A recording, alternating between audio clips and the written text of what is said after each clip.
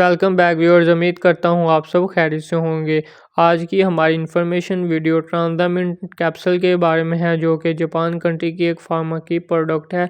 Detail में जाने से पहले अगर आपने हमारे चैनल को सब्सक्राइब नहीं किया तो सब्सक्राइब कर लें, साथ लगे बेल आइकन के बटन को प्रेस कर लें ताकि हर नई आने वाली वीडियो आप तक बआसानी पहुँचती रहे।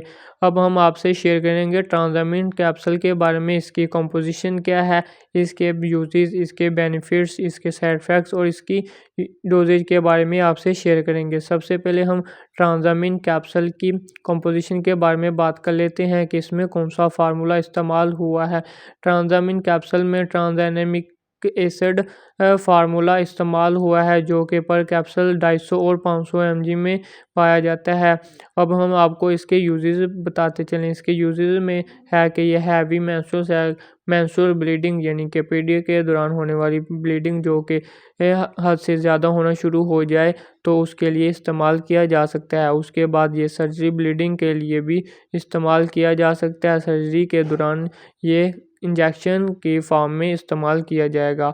और उसी के साथ अगर आपको दूसरी सर्जरी यानी कि आपके दांतों से खून बहना शुरू हो गया है तो ये उसके लिए भी इस्तेमाल किया जा सकता है। अब हम आपको इसके बेनिफिट्स बताते चलें। इसके बेनिफिट्स में क्या हो सकता है, अगर आपको पीरियड के दौरान ब्लीडिंग हो रही है, ज़्यादा हो रही है, तो ये उसके लिए इस्तेमाल किया जा सकता है। अगर आपको किसी डॉक्टर इस्तेमाल कर रहे हैं, आपकी सर्जरी के दौरान आपके दांतों की सर्जरी हो रही है तो आपको ब्लीडिंग होना शुरू हो गई है तो ये उसके लिए भी इस्तेमाल किया जा सकता है।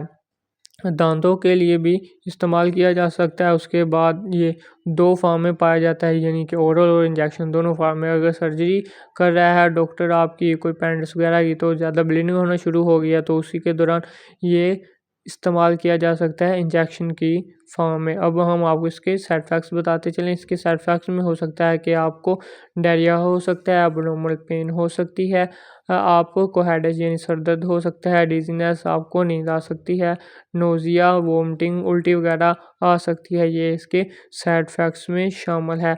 अब हम आपको इसके डोजेज के बारे में बताते चलें कि ट्रांसडामिन कैप्सूल की डोजेज क्या हो सकती है।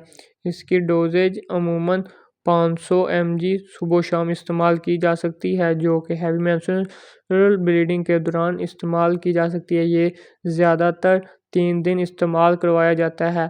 और उसी के साथ अगर आपके दांतों में ब्लीडिंग आना शुरू है तो ये 1 से 3 दिन इस्तेमाल करवाया जाएगा, जो कि 250 mg सुबह शाम इस्तेमाल करवाया जाएगा 500 mg डेली की बेस पर। ये इसके हैं डोजेज। अगर और उसी के साथ मैं आपको इसकी बताता चलूँ कि ये कौन इस्तेमाल कर सकते हैं और कौन नहीं। ये प्रेगनेंसी के दौरान इस्तेमाल नहीं किए करवाई जा सकते। और उसी के साथ ब्रेस्ट फीडिंग के दौरान यानी कि कोई माँ जो कि बच्चों को दूध पिला रही है वो भी ये कैप्सूल इस्तेमाल नहीं कर सकती। इसके साइड इफ़ेक्ट्स में एक और चीज़ आती है कि ये आपके खून को ज़्यादा गाढ़ा कर सकती है, जिससे हार्ट का मसला बन सकता है यानी कि बीपी, हाइपरटेंशन वगैरह का मसला बन सकता है। इसको ज़्यादा मकदार में इस्तेमाल नहीं किया जा सकता। अगर वीडियो अच्छी लगी हो तो लाइक करें, सब्सक्राइब करें, बेल आइकॉन के बटन को प्रेस करें ताकि दूसरों को भी शेयर करें ताकि इससे दूसरों को भी फ़ायदा हासिल हो। खुदा हाफिज़।